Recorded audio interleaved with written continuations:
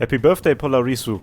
Eyjafjalla, who we gonna be calling Eyja during the rest of this video, is a 6-star core caster with a skill that turns her into a delete button. But that's not what we are here for today. We are here to look behind the gameplay. Here are some facts about Eyja as a character. Her real name is Adele Naumann, and her birthplace is the nation of Litania. She is a Caprine, which means that she is a goat. She was born into a family of researchers. Both her mother and her father were prominent researchers at William University in Litania. While Mama Eyja was an environmental and ecological research specialist, Daddy Eyja was a professor in the School of Originium. It appears that Eyja was very close with her parents, especially with her mother. Those rams, which you can see in her E2 art, actually exist. They were a gift from her mother.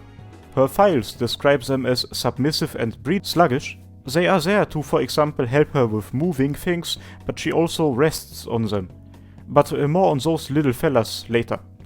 Her parents were studying natural catastrophes that involved going on expeditions, some of them rather dangerous. One day, they were conducting research on a volcano. They never returned. Both of them died during a volcanic eruption, which happened as they were doing their research. Although it may seem so, many people seem to think that their death was no accident. They were both insanely skilled and experienced in what they were doing. How could an accident like that have happened? Adding on top of that, it is stated that there are people out there who were not happy about the results of their research coming to the public. No matter the circumstances of their death though, Eyja was hit very hard by the loss of her parents.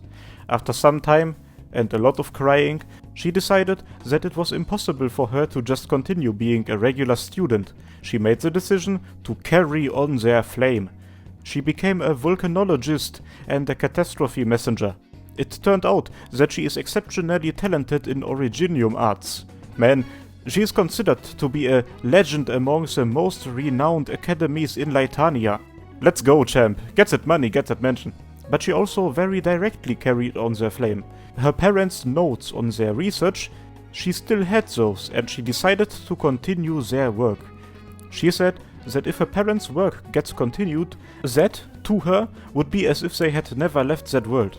Doing all of that entails that she also would have to conduct close-range observations of volcanoes. Back in the day, her mother always used to hug her very tightly every night before going on expeditions. During her research, she realized why. Volcanoes are dangerous. Who would have thought of that, Eyja? The thing with volcanoes in Terra is, though, that very often they open up new Originium veins, which means that Eyja would inevitably come into contact with Originium particles that got yeeted into the air by those veins. It is believed that she probably got infected by that. So she conducted a lot of research, and according to her files, the results of her research are dangerous. Her papers have titles like Investigative Report on the Correlation between Originium and Natural Catastrophes. Apparently, she came to the conclusion that Originium itself, or its usage, I guess, is one big catastrophe. There are many people in Terra who might not like that at all. Just like with her parents. Well, plug my tail and call me Sora.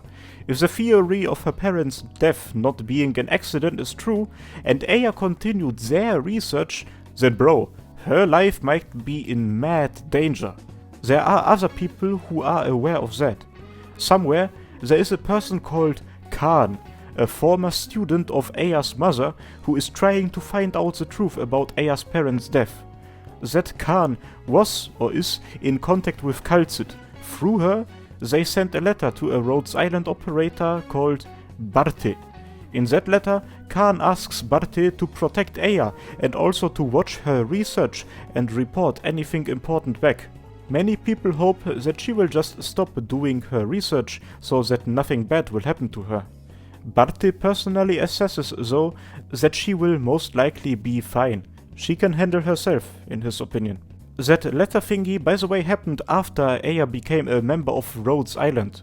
In Vigilo, we got a couple of details on how she joined Rhodes Island. Remember one thing we talked about in the Doctor video? About how the Doctor remembers memories from before the sarcophagus if you find something that reminds you of it? If those hidden memories get triggered, so to say? At some point, Rhodes Island encountered a catastrophe, and you saved our landship by using a formula the Doctor created before you lost your memory. Well, and now guess what triggered you remembering that formula?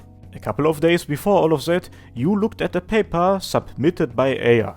According to Earthspirit, the formula you used and hers are very similar.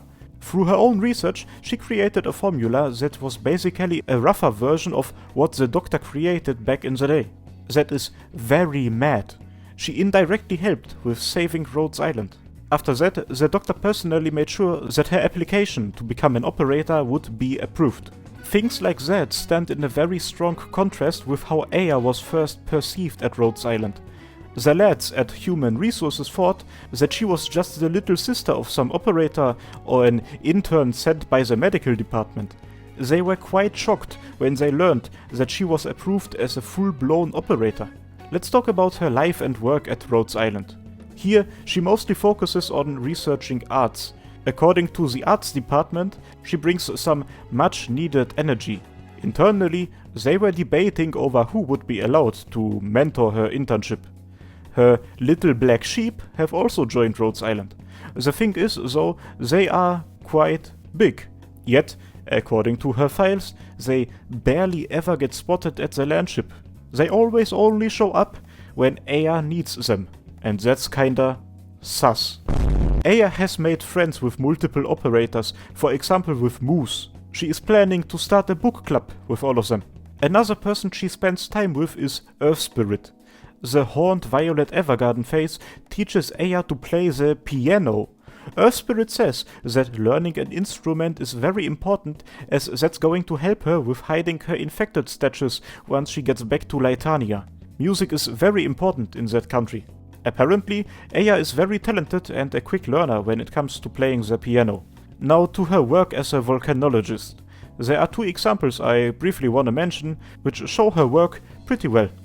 The first one can be found in Heart of Surging Flames. While in Siesta, Skyfire and Provence come across some weird volcanic activity. They immediately contact Eyja and she gives them a top analysis very quickly. She doesn't even have to leave the landship and they don't even show a PNG of her. It's just that. The second one is her paradox simulation story. There, she goes on an expedition for multiple days in order to survey a volcanic belt on Rhodes Island's course. There, she is accompanied by that Barty bloke from earlier. That story is a perfect example for how she constantly gets underestimated by everyone around her and then surprises everyone with how far she can push herself.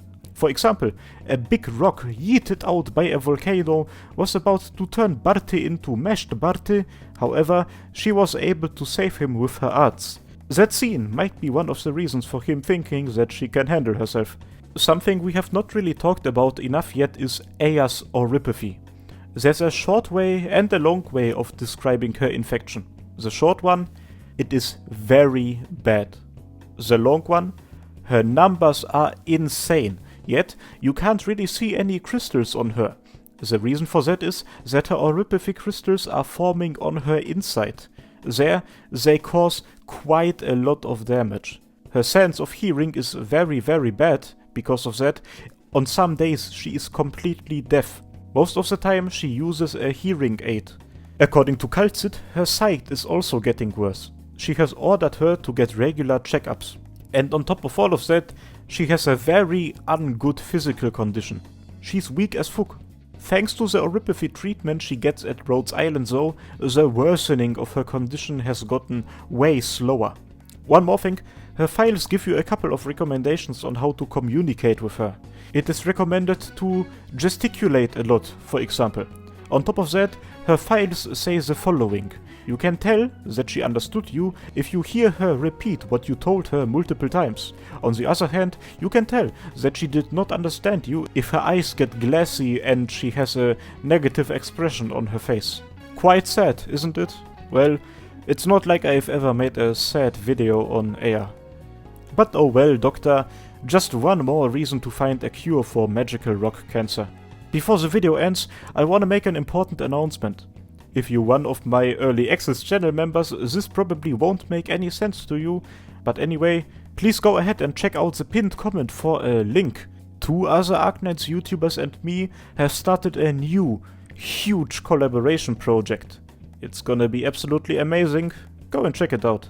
But ayo, speaking of channel members, thank you to my lovely channel supporters and operators and my amazing channel commanders. Ankoku, Ezreal, Sessif, Chris, Daniel Henriquez, Demoboy125, Erwin Heckler, Eisel, Heiligkeit, Longo, LWKY, Written, and Zephyrinix. Thanks a lot for your support, guys, and to you, thanks for watching. And I hope that I will see you next time. Cheers!